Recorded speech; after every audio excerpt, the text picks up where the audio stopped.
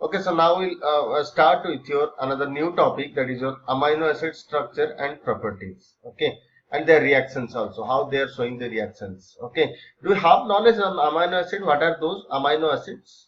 Can anybody tell me? Can you define amino acids? What is that?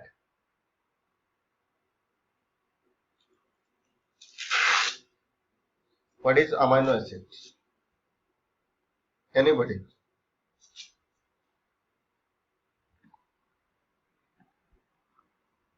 Yes. Okay. Okay. What is that? Contains NH2. Okay. NH2 and your COH group. Okay. Very good. So from the name itself, you are able to know amino acids means amino and acids. Amino group is there as well as acid group is there. Acid means, as you can see here in the structure, your acidic group is there, COH group is there, and NH2 group is there. Amino group is there.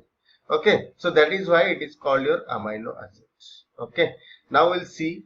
First of all, I'll tell you, generally whatever food we are taking, these are of different types. Like these are mainly, we are dividing into three subclasses. Okay, three main sources of foods. What are those?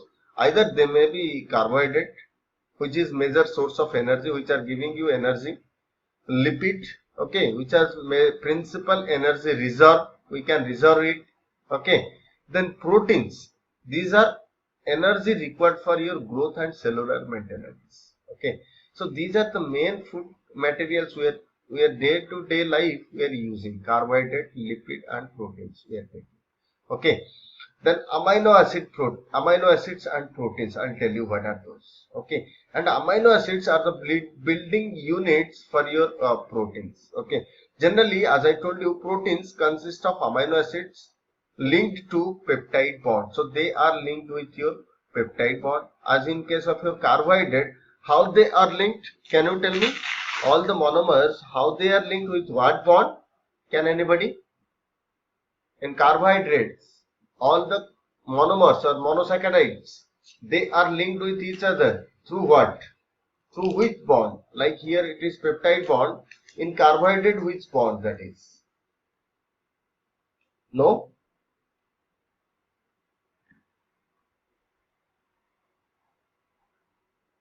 Okay, very good. Glycoside linkage. Okay. Now, as you can see here, it is connected mainly protein consisting of your amino acids, and they are linked with your peptide linkage. Okay, then each amino acid consists what? Each amino acid consists consisting of one central carbon atom, one amino acid group, one carboxylic group, side chain. Okay, these are the four things attached, are the components of one amino acids. Okay, then different side chain results in various amino acids. Okay, as you can see, the alpha carbon on an amino acids except glycine is a chiral carbon because it has four different groups bonded to it. Okay, except glycine molecule or glycine amino acid, all the carbon atom, all the amino acids are having whatever the alpha carbon atom is there, they are attached to four different groups. That's why these are known as your chiral carbons. All are having chiral carbon. Okay, so glycine is not having one chiral carbon, as you can see here. So this is the amino acid structure. So what are the different groups? See, this is the central carbon atom. This is attached to one hydrogen. One side chain will be there. One carboxylic acid group will be there. One amino group will be there. So four different groups are attached here, as you can see here. So this carbon is what is that called? Is a chiral carbon atom. Okay, and this carbon atom is your alpha carbon atom. Why? Because this is the this carbon atom is containing the functional group. Okay, that's why this is alpha carbon atom. So alpha carbon atom is containing all the different groups. That's why this is the chiral carbon. So in amino acid, the alpha carbon atom is the chiral carbon atom. Okay, so how glycine is different from that? Okay, we'll see how it is different from that. As you can see here, glycine is simple amino acid because R chain is, because here R chain is nothing but your hydrogen. So here, as you can see here, two hydrogens are there. Okay, As I told you, it is attached to this alpha carbon atom is attached to hydrogen, one side chain and one carboxylic group, one amino acid group. But here the side chain is nothing but your hydrogen. That's why this carbon atom is not a chiral carbon atom. Understood my point? So question will come. All the amino acid are having your chiral carbon atom except which of the following. So answer will be glycine. Okay, so this is the structure for glycine. So what is the structure for glycine? CH2 attached to COH one side and H2. Okay, so this is your simplest amino acid, that is your glycine. Got my point, all of you? All of you clear? All of you clear or not?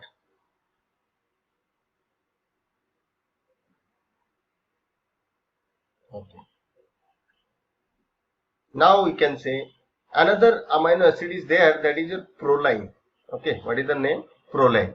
So you can see here in this proline, it is unique protein forming amino acids. Generally, protein is consisting of generally 20 amino acids are there. Okay, and this proline is one of the unique among these 20 protein forming amino acids. In that, what is happening in this case, in this proline, the amine nitrogen is bound to not one but two alkyl groups, thus making it a secondary amine. Okay, so what it is saying? It is attached not to only one alkyl group, that amino nitrogen is bound to not one but two alkyl groups. As you can see here, the group it is here, it is attached to your or as I told you, the amino acid in that the amine nitrogen is the nitrogen of amino group. This is attached to not only one alkyl group, two alkyl group, as you can see.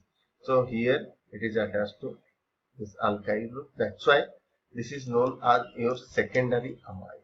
Okay, so as you can see, this side here it is attached to alkyl group. Okay, CH2 CH2 CH2, and here another side it is attached to your alkyl groups. This is one alkyl group, this is another alkyl group. That's why this is your you can say this is unique among all the 20 forming amino acids. Okay, 20 protein forming amino acid. What is that?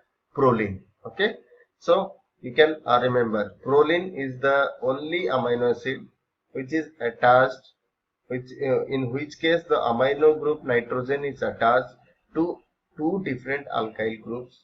That's why this is unique among all the 20 forming proteins, 20 protein forming amino acids. Okay, and as you can see, an amino acid is any molecule that contains both amino, that is your C double bond NH. Okay, amino, that is amino means NH2, amino means NH double bond NH, and carboxylic group. Okay, functional group. As you can see, this is it is attached to one amino group NH, as you can see, and it is attached to one carboxylic acid. So this is called amino acid, not amino acid. Okay, what is amino acid and amino acid understood? Amino acid is attached to one NH2 group and COH group, and amino acid means it is attached to N double bond your C NH and your COH group. Okay, so that is called amino acid. All of you clear what is amino acid and what is amino acid? Clear?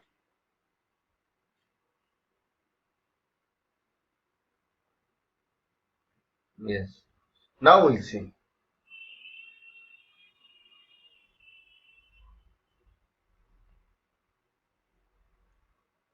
Okay. So I kept the last slide.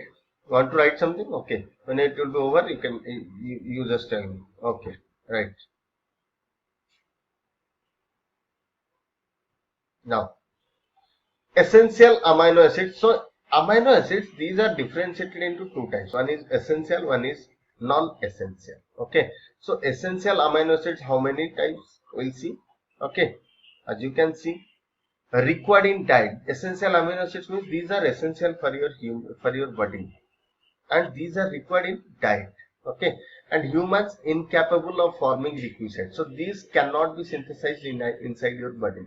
So that is why it is called essential amino acids. Okay, essential amino and means actually some of the amino acids are synthesized naturally by your body, and some are not able to be synthesized but by your human body. Okay, means these should be taken from outside, from any source. Okay, either from the diet.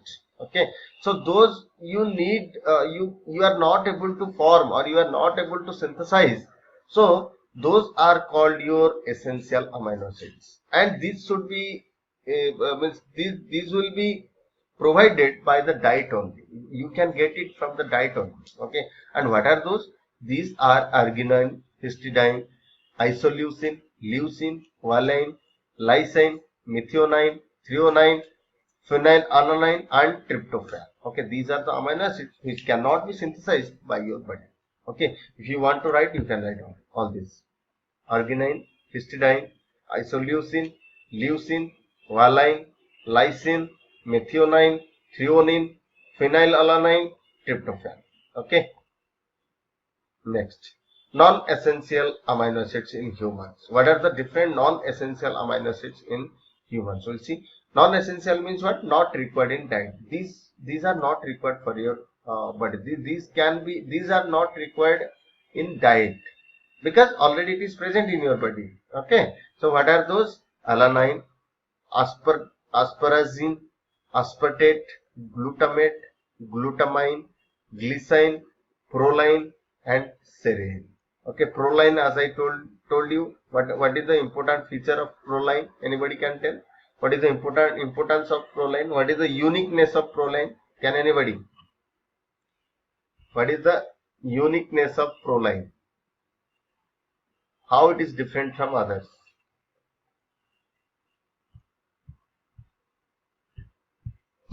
So you can say 8 amino acids are non-essential, whereas around 10 amino acids, I think 1, 2, 3, 4, 5, 6, 7, 8, 9, 10. So 10 amino acids are essential amino acids, 8 are your non-essential. Okay, what are those? Out of that, you can see alanine, asparagine, aspartate, glutamate, glutamine, glycine, proline, and serine. Okay, I'll see what is the answer you have given. Having secondary amines. No secondary. Okay, proline means secondary amines. See, I'll move to the next previous slide. As you can see, this is the secondary amine. No. What is that? So that means you are not listening. So what is the uniqueness of proline? Proline is different from other in that the what is that? The nitrogen which is contained in your amino group is attached to two different alkyl groups. That is the main uniqueness of your proline. Okay, you have to remember all this. Okay, if you will forget means it will not be useful. Okay, now so classifications of amino acids, how it is classified: non-polar or non-polar neutral, polar neutral, polar charged side chain. Okay, so non-polar neutral means what? On-charged hydrophobic side chain, and polar neutral means on-charged hydrophilic side chain. Okay, one is your on-charged hydrophobic and on-charged hydrophilic side chain. Okay, so that is called, when it is on-charged hydrophobic, then you can say non-polar neutral, and if it is on-charged hydrophilic side chain, then you can say it is polar neutral. Okay, one more is here, polar charged, and it is also again two types. One is positive charged, negatively charged. Okay, now we'll see, or you can say basic amino acid and acidic amino acid. Okay, we'll see. First of all, non-polar amino acids. Hydrophobic amino acids, these are hydrophobic and are amino acid that contain CH in their side chain. Okay, whatever side chain is there for that, as I told you, the central alpha carbon atom is there. One end it is attached to hydrogen, one end it is attached to COH, one end it is attached to NH2, and another end it is attached to the side chain. So what it is saying, the side chain is containing your carbon and hydrogen in that. Okay, so that is called hydrophobic amino acids, and they tend away from water. Okay, they hate water. They are not water loving, water hating. Okay, that's why these are called your hydrophobic hydrophobic side chain. Okay, hydrophilic means they are loving water. Hydrophobic, normally buried inside the protein core. Okay, so these are, as you can see, alanine. Okay, so example of that, alanine, valine, leucine and isoleucine. These are coming under your what? Non-polar amino acids. These are not loving water. They are not able to attract water. So that is why these are called non-polar amino acids, because they are side chain. Whatever side chain you are seeing, CH3 methyl group, this is the side chain, red mark I have given. So this is the methyl group, this this group you can see. Okay, so this is also, and this group also, as you can see. Okay, leucine, isoleucine, in this case also these side chains. These are not these are hydrophobic in nature, means these are not loving water. That's why these are coming under non-polar amino acids. Got my point? Okay, these are the example: alanine, valine, leucine and isoleucine. If you want to do the structure, you can do. Okay.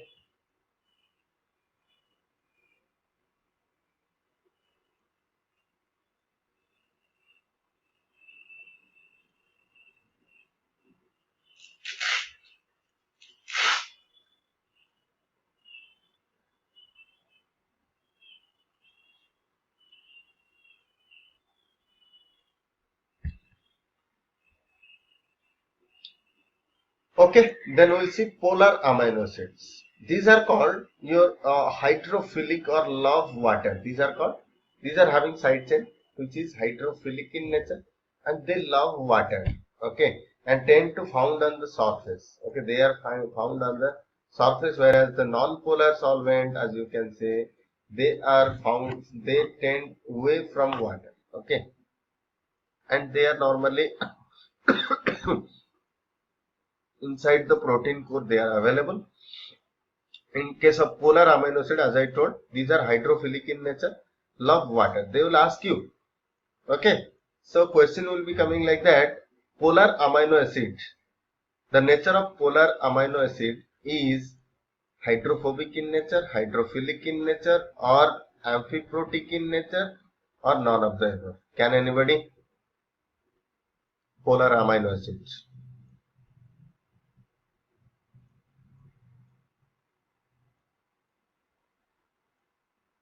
No answer? Polar amino acids are hydrophilic in nature, hydrophobic in nature, amphiprotic in nature, or none of the above. Can anybody? No?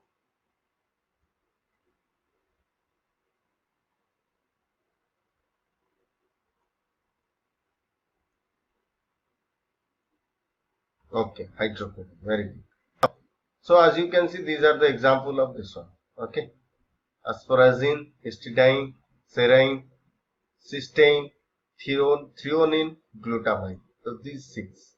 And in that case, polar I have shown you, non-polar I have shown you some 4. So total 10. Okay.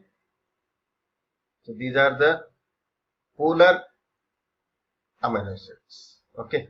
Then acidic amino acids. As I told you, what are acidic amino acids? If acid groups will be more, then that is called, as you can see here in this case, 2 carboxylic group, 2 acidic group is there, only 1 amino acid is there, 1 basic group. As you know, amino acid is basic in nature, whereas this carboxylic acid, it is acidic in nature. So as the 2 acid groups are there, you can say the acidic strength will be more. So these are called acidic amino acids. Okay, in this case also you can see 2 acid groups are there, 1 amino group is there. So that's why these are acidic amino acids. Example is your aspartic acid and glutamic acid.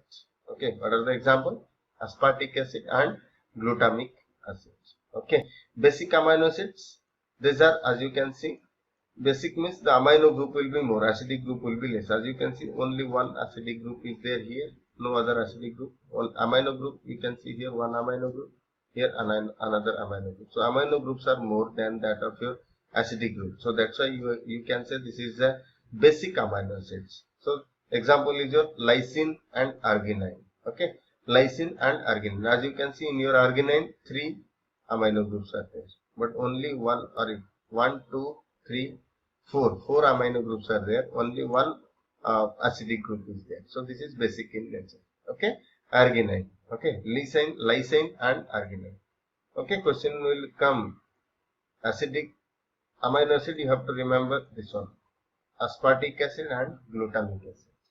Basic amino acid, lysine and your arginine. Okay, you can remember the easy way how to remember.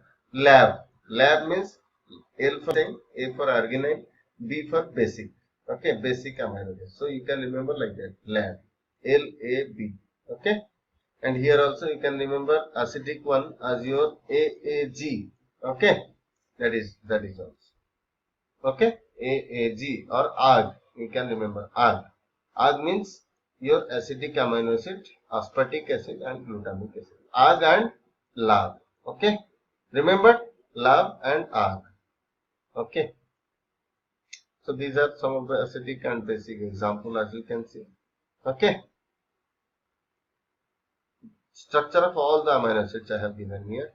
If you want all the structure of all the amino acids, you can go. Or shall I move to the next slide? You want means I can keep it. You can draw. Otherwise, I'll move to the next slide. Want to write? Or shall I move to the next slide? Okay. Are you listening, all of you?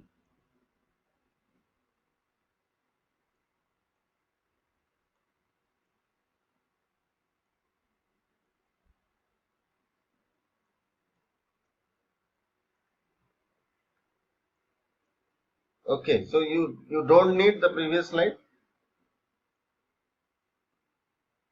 You need or not? Shall I move to? Shall I go to the previous slide or shall I continue?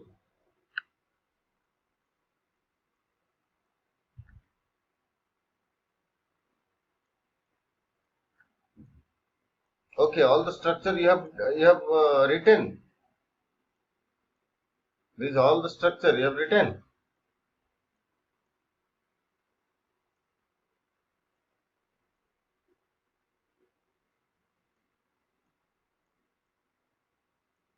Okay, now we'll see uncommon amino acids. Okay, what are those?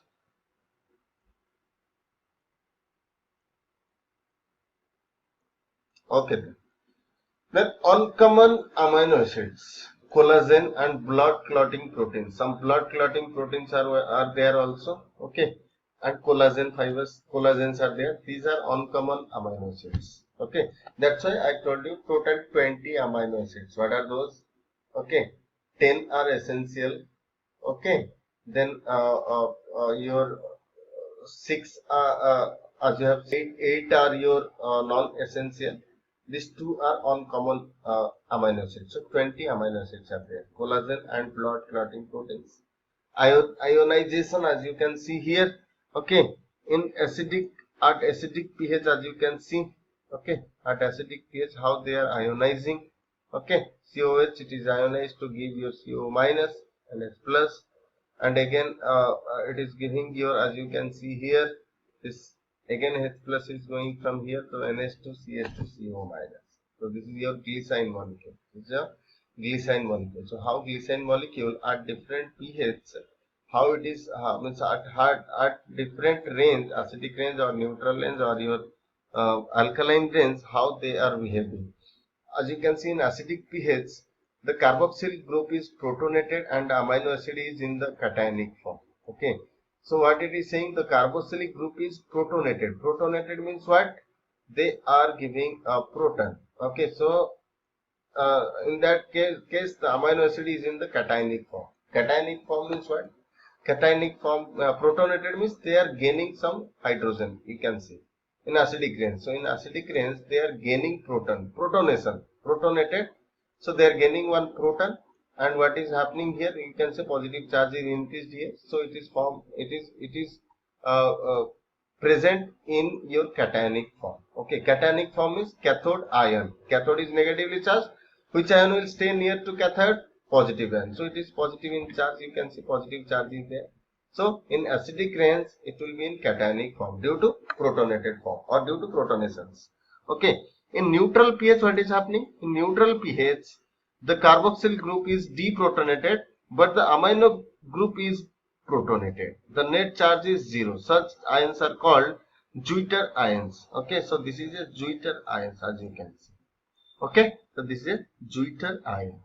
And means neutral form. Neutral form is here cancelled out all the positive and negative charge. As you can see, one positive charge is there, one negative charge is there. So this is a Juiter ion.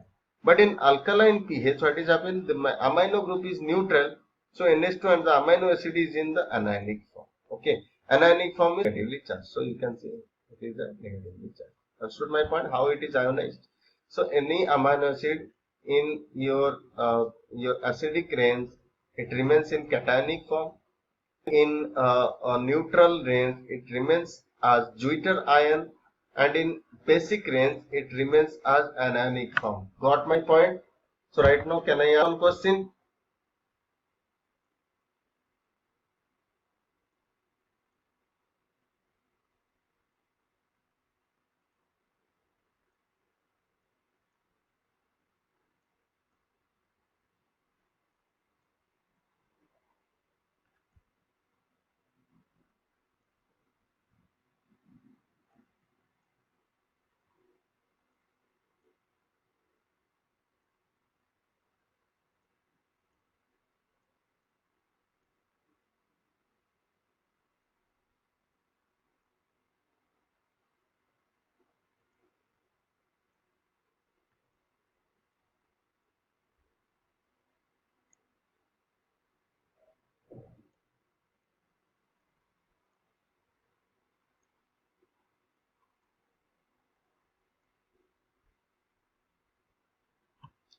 Okay.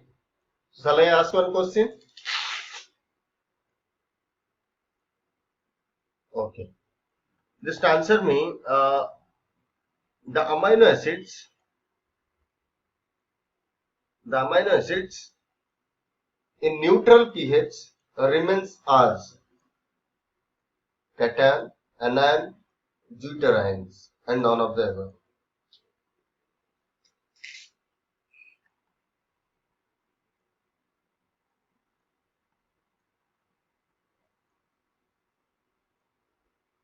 Right, very good. So one more question. Amino acids in basic range remains as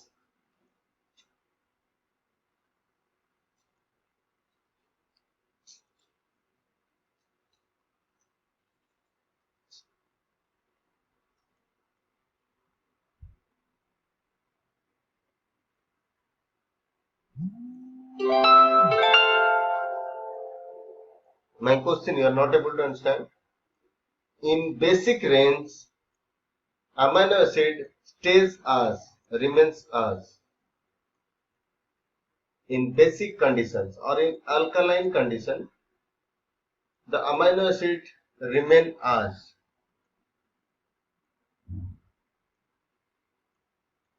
very good anionic form.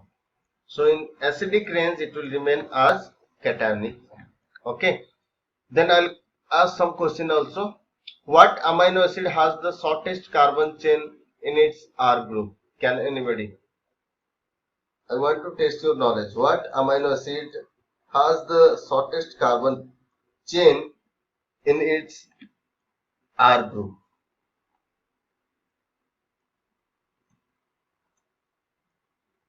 Glycine. Very good. Sarada told correct answer. So what I said, what amino acid has the shortest carbon chain in its R group? What is that? Your H group will be there. Okay. R group. So that is called your glycine molecule only. Okay. What structural feature is common to alanine, serine and cysteine? Can anybody? What structural feature is common to alanine, serine and cysteine? Shall I move to the previous slide to the structures so that you will be able to answer?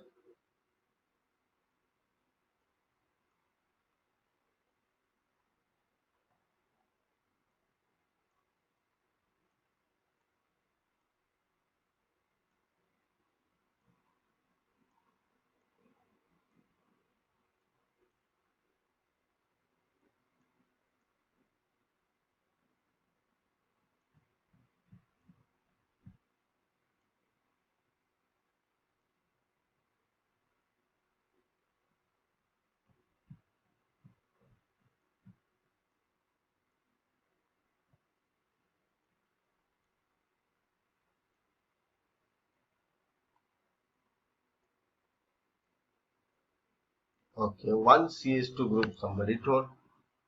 So cysteine, as you can see, CH2SH group is there. What is the question I asked you?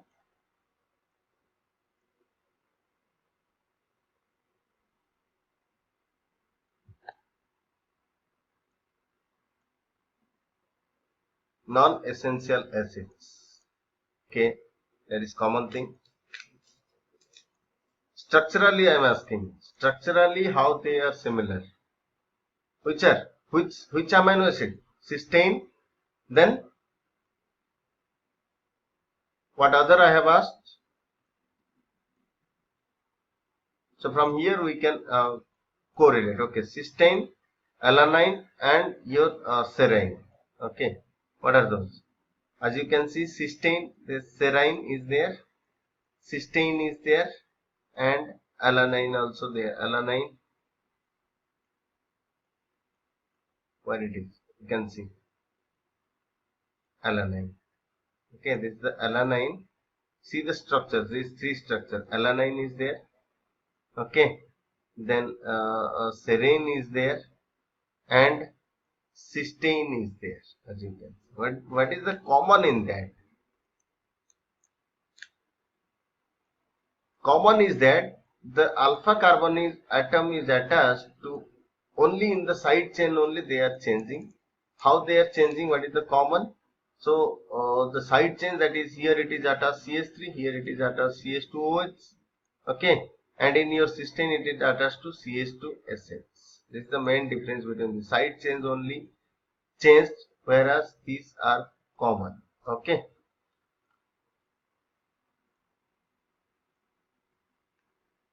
Next, one more I'll ask you.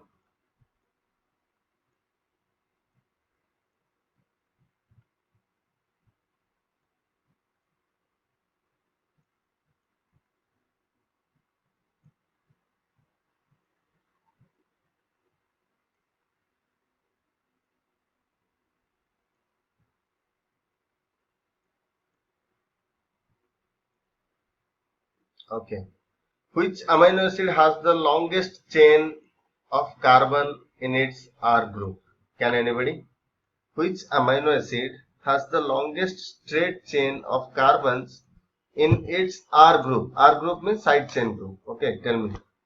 Which amino acid has the longest straight chain of carbons in its R? Okay.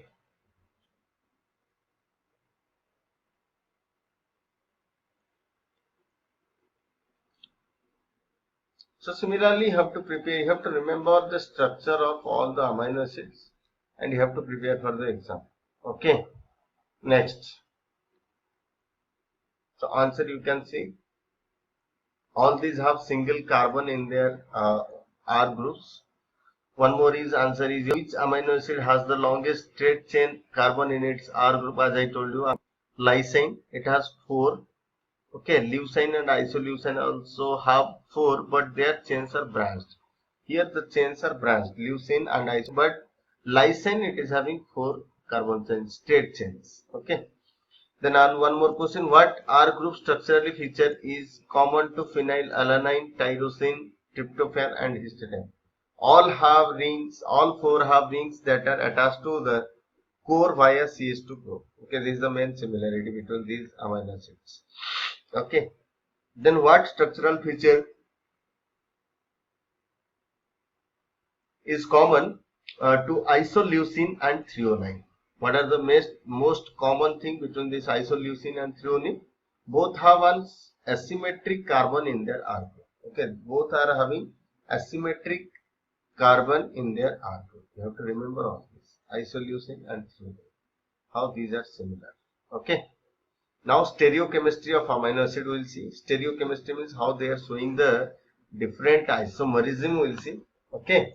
Now you can see as it is having a alpha carbon atom, it is having what? Chiral center is there, one, except glycine. Okay, glycine is not having any chiral center. Chiral carbon is not there. But other amino acids are having chiral center. As you can see, this is the central carbon atom, alpha carbon atom. containing COH group, NH3 group or carboxylic group, your amino acid group. One end is attached to hydrogen, another end is attached to the R or side chain. Okay, so you can see 4 different groups are attached here. So we can say this is a chiral. And as I told you, glycine is not a chiral. And as I told you, how many isomers will be formed? It depends upon one formula. What is that? Can you tell me these amino acids? How many in this case? Suppose in this case, how many types of isomers will be formula for that? I told you yesterday. 2n or 2 to the power n. 2 to the power n. Okay, if the chiral center will be 1 only, then we can say it will form here 2 to the power 1 means suppose 1 chiral center, so 2 to the power 1, so only 2 isomers will be there. Okay, so as you can see, this is the other amino acid in proteins have the L configuration at their carbon. Okay, all of the other amino acids are having L configurations. Okay, you can see. So proteins we'll see. What about your proteins? What do you mean by proteins? Proteins are nothing but the building these are mainly consisting of the building blocks like your amino acids. Okay, amino acids are the building blocks for proteins. And our body can synthesize about 10 amino acids. And essential amino acids are other 10 amino acids which have to be ingested. Okay, which has to be ingested. So total 20 amino acids are there. As I have shown you, some 10 are your essential and your 8 are non-essential. 8 can be synthesized by your body along with another 2 like your proline and another one. So total 10 can be synthesized by your body. And the alpha carbon in all amino acids except glycine is chiral as I told you. Okay.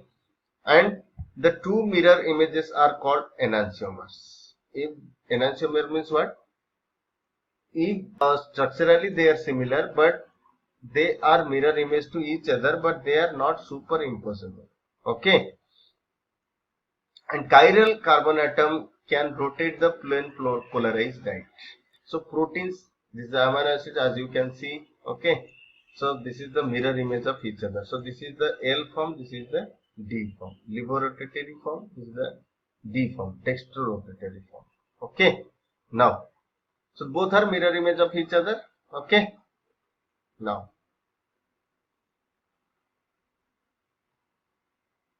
so as I told you, the chiral can rotate the plane polarized light.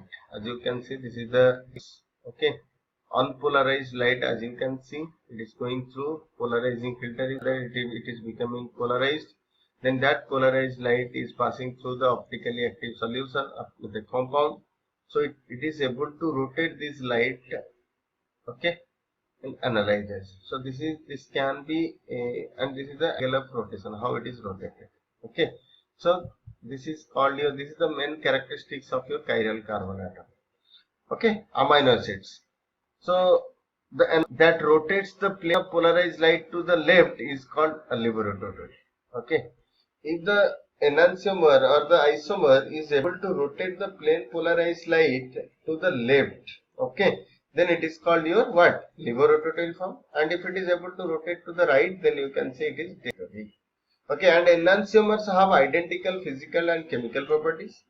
They only differ in their interaction with the enantiomers. Okay, only they are having the same properties, having your physical and chemical properties are almost same, but they are different in their interactions with other enantiomers, how they are interacting. Okay, then most amino acids in proteins exist in the L form, as I told you. Okay, most of the amino acids in proteins exist in L form. This is very important question. Okay, question will come, most of the amino acids in proteins stays in D form, L form, or racemic mixture. So answer will be L form. Okay, now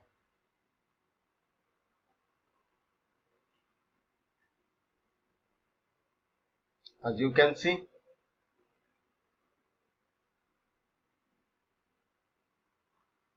isoelectric point. Okay, at certain pH specific for, it is specific for each amino acid, and the amino acid can exist in polar form, fully ionized but with no net electric charge. Okay, as I told you, so it is a neutral ion, means almost it is containing what is that, equal number of positive ion and negative ions also, deuterium. Okay, so ionic properties of amino acids. What are the different ionic properties? Amino acids contain acidic and basic groups. Okay, amino acids are usually physiologic pH. As I told you, in acidic pH, it is remaining as cationic form. In alkaline pH, it is remaining as your anionic form or negatively charged. Okay, in neutral condition, it is remained in your what is that, deuter ion. Okay. So these are the ionic properties of your amino acids, as I told you, this one. Okay. Yeah. As you can see here, okay, deuter ion, how it is forming. Okay. So this H is coming here, so that NH3 plus it becomes, and it is becoming CO minus, as you can see. So deuter ion. So it is forming deuter ion. So hydrogen from the carboxylic acid group is going to the ammonia group to form NH3 plus ion, one cation, and to form CO minus anion. Okay, to form the deuter ion. Okay, so as you can see, this is the structure. Okay, with the, okay, got my point. Okay, so this H is going to here to form here NH3 plus and CO minus, as I told you. Okay, amino acids have both basic amino group and acidic group, hence they are amphoteric. Amphoteric means what? Both, it can show both the properties. Okay, amphoteric means which can show, these are the substances which can show both acidic character and basic character. So these groups are can show, these are having both amino group and acidic group, that's why they are amphoteric in nature. Okay, and the isoelectric point of amino acid is the pH at which it has no net charge. So isoelectric point means what? Deuter ion. Deuter ion means it is not having any no net charge, because it is having equal amount of your positive charge and negative charge. So here cancelled. So neutral, almost neutral. So that is called isoelectric point. Okay. And it is the pH at which the amount of negative charge of an amino is exactly whatever I told. Okay, that nothing but your deuter ion. So deuter ion. Okay, so polypeptides and proteins, we'll see what are polypeptides and proteins. So proteins are polyamides. Okay, proteins are what? Polyamides. When formed by amino acids, each amide group is called a peptide bond. Okay, each amide group is CONH2. CONH2 group will be called as your amide bond. Peptide bond means COH group will be attached to, suppose one, I'll tell you one example, you'll be able to understand. Okay, suppose this is a the reaction between what, it is peptide bond is there between two or between different amino acid, it will be there. One amino acid, suppose it is having your COH group. Okay, another amide is having another, this is the amino acid, this is the amino acid having COH group. Another amino acid is there having NH2 group. Okay, so what is happening here? Okay, it is happening here. So from here H and one OH will be gone. Okay, so what will form? H and OH will be gone means H2O will be eliminated out. So this CO and NH2 group will be attached. CO NH2 group will be formed. Okay, so that is called your peptide bond. Okay, amide group is called your peptide bond. Got my point? So peptides are formed by condensation of your what? Peptide bonds. As I told you, peptide bonds are formed by the condensation of what? Your acid group and your amino group, as I told you, acid group and your amino group of another amino acid. Okay, so this is your peptide bond. Question will come. Okay, another one, the acid forming the peptide bond is named fast.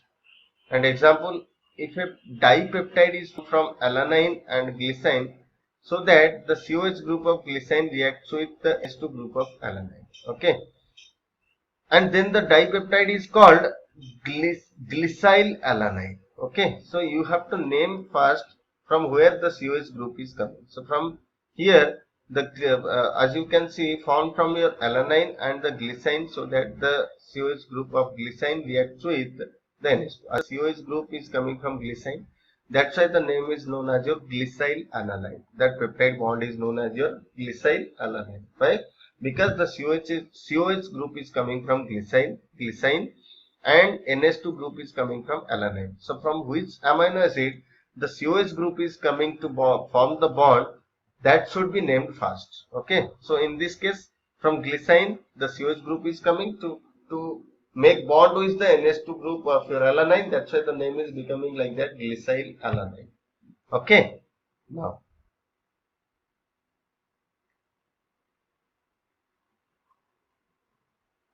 okay, as you can see here, RCHNS is amino acid, COH group is there, CONH. So this is the peptide link. Okay, as you can see, these are the peptide link. Okay, now the amino acid 1, you can see amino acid 2. So where from the your carboxylic group, OH group is coming, and it is reacting with the hydrogen of your amino group.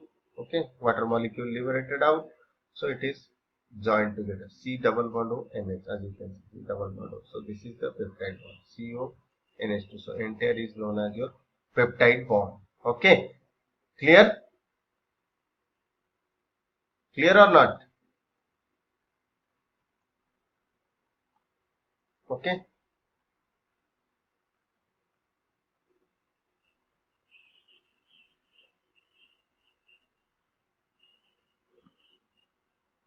Now, as you can see here, reaction should be peptide. Okay. So, CO. Okay. N terminus, C terminus. This is called C terminus, and this is called N terminus. Okay. This is how the peptide bond is formed. Okay. Okay. Different peptide bonds it has. Okay. Identification of N terminal amino acids. So what are how to as I shown you, some endings are there. One is your N terminal amino acid, one is C terminal amino acids. How to identify the N terminal amino acids? So some tests are there.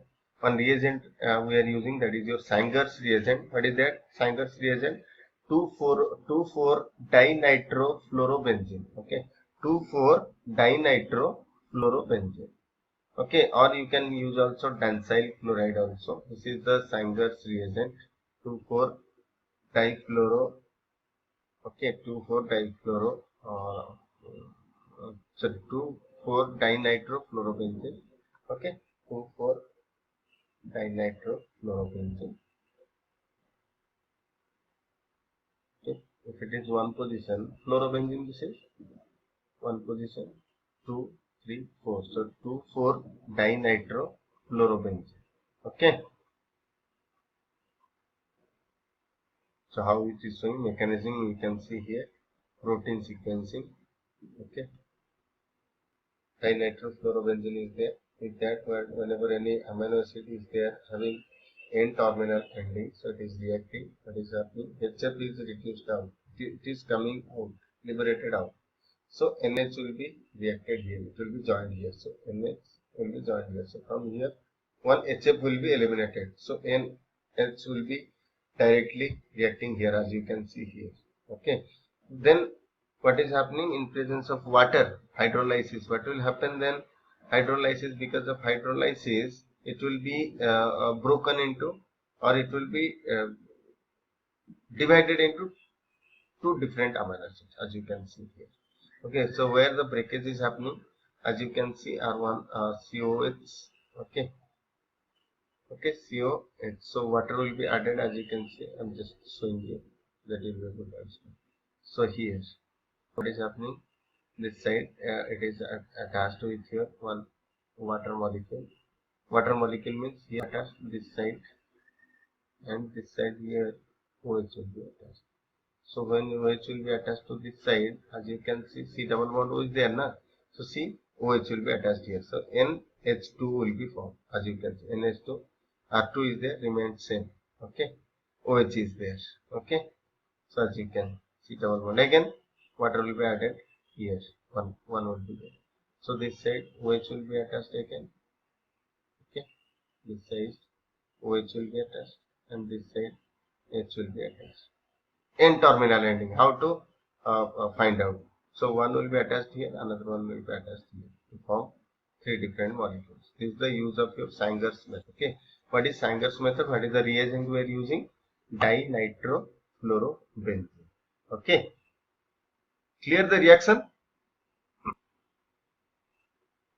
Clear or not?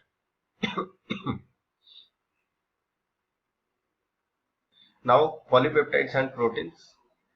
Glycyl alanine, as I told you, is abbreviated as glyala. Okay, or GA means that is nothing but your polypeptide. GA. Okay, polypeptide proteins.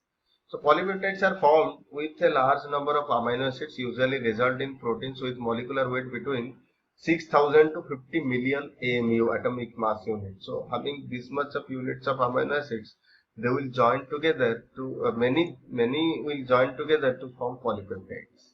Okay, what is to form polypeptide, or you can say protein. And protein structure, primary structure is the sequence of amino acids in the proteins. Okay, as I told, this is nothing but proteins will be joined together. Okay, as you can see, this is a polypeptide, as you can see. Okay, these are joined together to form a chain like form. Okay, so in this case, as you can see, the red ball is nothing but your oxygen. Hydrogen you can see here, carbonyl carbon. Okay, nitrogen is there, R group side chain is there. So this is the structure of any polypeptide. Okay, so these are the structure of the protein structure.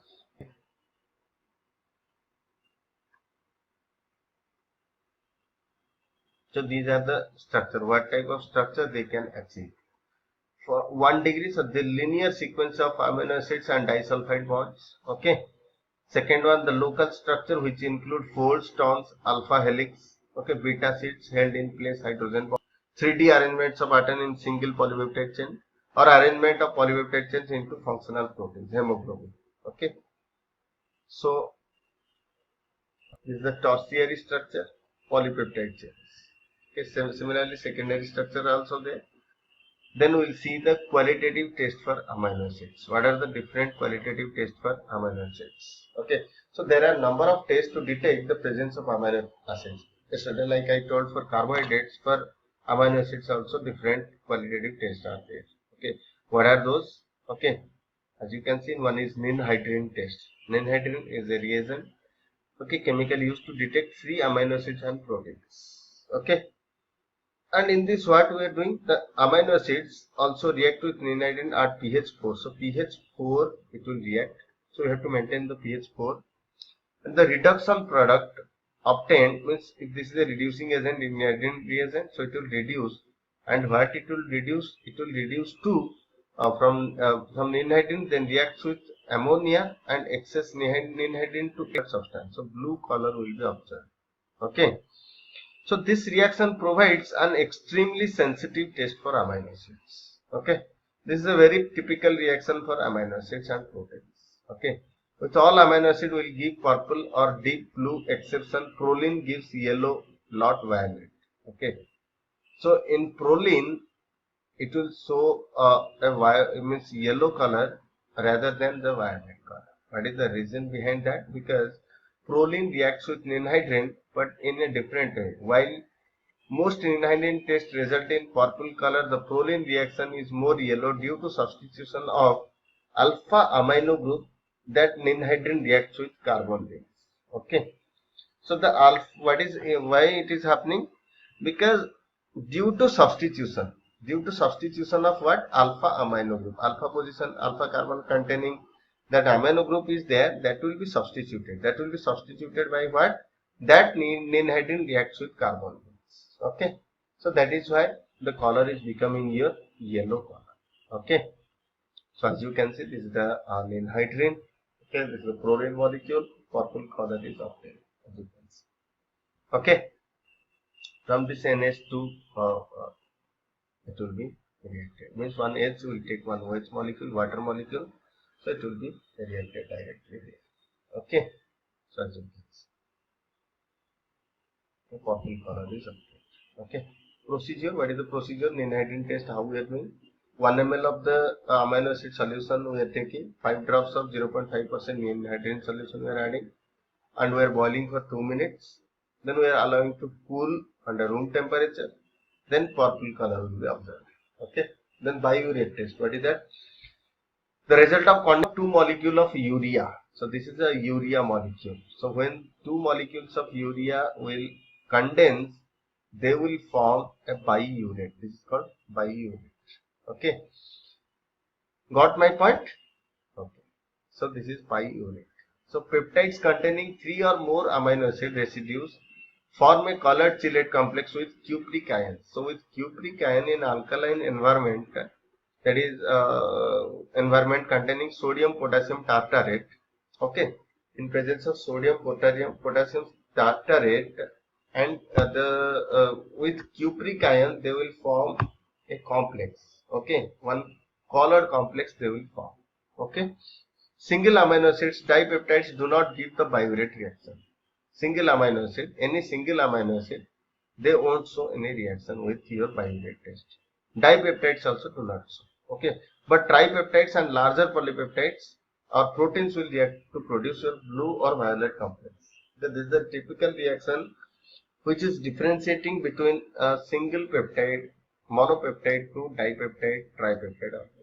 So monopeptide and dipeptide won't show any color reaction with your biuret reagent, whereas your polypeptides and proteins, they will show the reaction and they will form blue to violet color complex. Okay. Okay. So what is the working range of biuret acid? It is 5 to 160 milligram per ml. Okay. Now this is the copper reduced and electron release. The biuret reaction, how it is happening. Okay. One complex is formed, as you can see, with cuproside, as you can see. Okay. So principle. As I told you, then why it is formed? Because due to formation of a chelate complex. Procedure: 2 ml of protein we have to take, okay, in test tube. Then we have to add 4 ml of the reagent, biuret reagent, and we have to incubate for 30 minutes. Then result will be like this. Okay. Got my point? So no change means, or solution remains blue means you can say proteins are not present. If solution turns blue to violet, you can say proteins are present. If the solution turns from blue to pink, you can say peptides are present. Peptides or peptones are present. Okay. Now, Milon's test. This is also one typical test. In this, what we are doing? Tyrosine we are taking. Okay.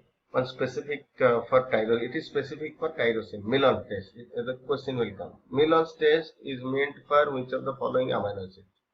Tyrosine, glycine, alanine, whatever. So tyrosine. So the only amino acid that contain a phenol group. So the tyrosine also, one typical character for that, it is containing phenol group. It is the only amino acid. Okay. And it gives a red precipitate. Okay. So it will give a red precipitate. Tyrosine, when it is reacted with your Milon's reagent, then it will give red precipitate. And consequently, any protein containing tyrosine will give positive test of a pink to dark red color. Okay. So this is the principle behind that. And Milon's reagent, generally it contains your mercury, Hg2, HNO3 and HNO2. Okay. Nitrous acid, nitric acid, it is contained. Okay. Procedure also observation, as I told you, it will form a red precipitate. Protein solution you have to take 2 ml, 3 drops of Milon reagents, mix well, heat directly on small flame. Okay. Then you can say a white precipitate is formed with albumin and casein, but not gelatin. The precipitate gradually turns into brick red, as you can see. But initially, means for albumin and casein, a white precipitate will form. For gelatin, there will be no such. Okay. Xanthoprotic test. What is that? Some amino acids contain aromatic groups, okay, that are derivatives of benzenes, and these aromatic groups can undergo reactions. Okay. Okay. So some amino acids, as I told you, containing aromatic groups that are derivatives of benzenes. That are derivatives of what? Benzenes, and these aromatic groups can undergo reactions. Okay. derivatives of benzenes only can undergo this type of reactions. Okay, and this should be present in some amino acids. And one such reaction is the nitration of benzene ring with nitric acid. Nitric acid means HNO3 is there. So we can write down it as HONO2. So that NO2 group will be attached there. Nitration of benzene will be there. So the amino acids that have activated benzene ring can readily undergo nitration process. Okay. So when any amino acid having your what is that? Amino acid that have activated benzene ring is there. Benzene ring is there. When they will be reacted with your HNO3, then what will happen? HNO3 we can write down here as your OH, okay, and NO2 means what? This is nothing but your nitric acid, shown it, HONO2. So when it is reacted with your benzene means what? Any amino acid containing your benzene. So what will happen? From here, suppose one H is there, na? So one H and this OH. So these will cook and water will be liberated out, and this will be attached here. Okay, nitro group will be attached, NO2 will be attached here. So nitration of benzene will be there. Okay, xanthoprotic test is nothing but here one nitration of benzene is formed. Okay, so it is applicable for what? The presence of activated benzene ring forms yellow product. So yellow product will be formed here. Okay, so that is one speciality of your xanthoprotic test. Okay, and this are the tyrosine, tryptophan, phenylalanine, glutamic acids. Okay, as you can see here, right?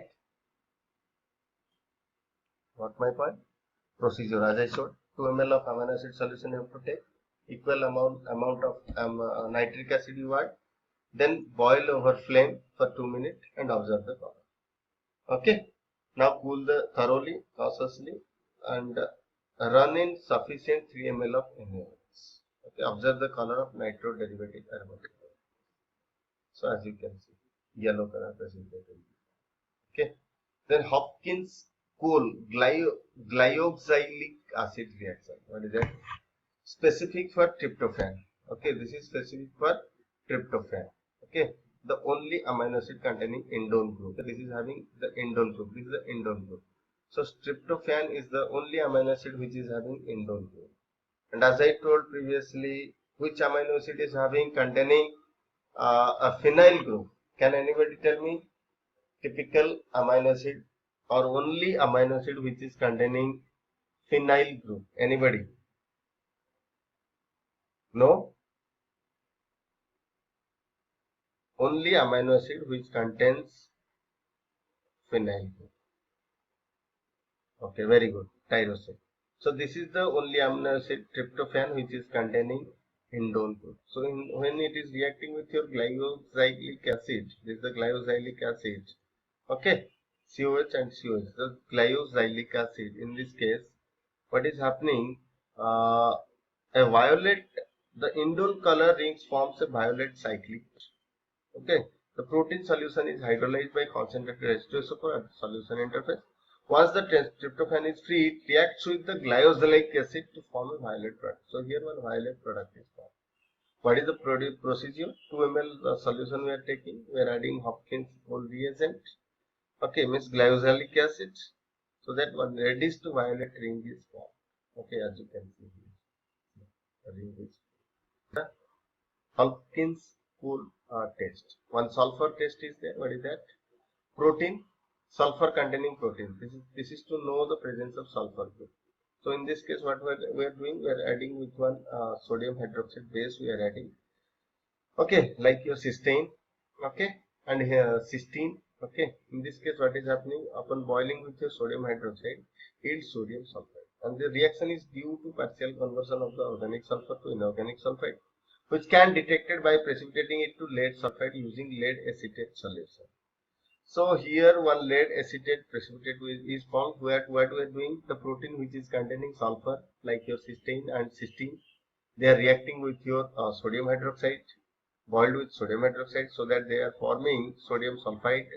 That sodium sulfide, whatever it formed right now, it will be reacted with your lead acetate to form lead sulfide. Okay, this is the main reaction behind that. Okay. So as you can see, 2% casein, 2% egg albumin, 2% peptone, 2% gelatin, cysteine into separate label test tube, R2 to 10% sodium hydroxide, 5 drops of lead acetate solution. Okay. So what will happen? If you add all these things, you'll see the observation. The percentage will be there. Okay. Sakaguchi test. What is the Sakaguchi test? What is the detection of amino acids containing the guanidinium group? Arginine. Arginine, one of the amino acid is there. Okay, which is containing the guanidinium group. Okay. In this happening in basic conditions, we are adding alpha naphthol and sodium hypobromite or chloride reaction solution. Then we are reacting with your guanidinium group. What will happen? A red orange complex will be there. So what we are doing? Any compound which is having guanidinium group, to know the presence of guanidine group, like your arginine, we have to take and we have to add naphthol. Then we have to add sodium hypobromite or sodium hypochlorite. Okay, sodium chloride, and we have to allow it for reaction so that red orange complex will be formed. Okay, as you can see here, 1 ml 3 NaOH solution plus 1 ml protein solution, then 0.5 ml of alpha naphthol solution. What is happening? Red color is formed. Okay. Okay, so this is the guanidinium ion. You can see guanidinium ion.